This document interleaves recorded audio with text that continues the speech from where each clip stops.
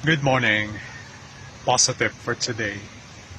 Day 3 na po ng aming seminar and workshop about AI na pinamagatang Authentic Influencers for an Empowered Church.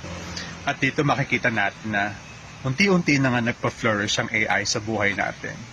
Maraming benefits, marami ding consequences na mangyayari kapag ginamit natin ang AI. So, isa sa mga natutunan nating benefits, magiging malaking tulong ito para sa mga average and below average performers who are aiming for excellency.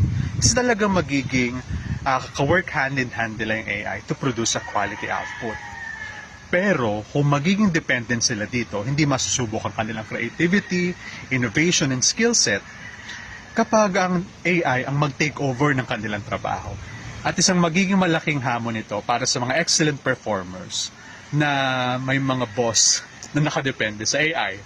And here I want to commend a friend na meron daw siyang pinudos na isang output. Tapos gusto ng boss niya ipacheck sa AI.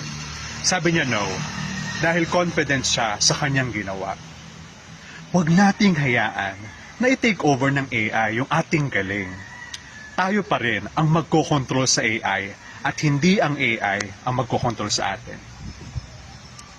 Love, love.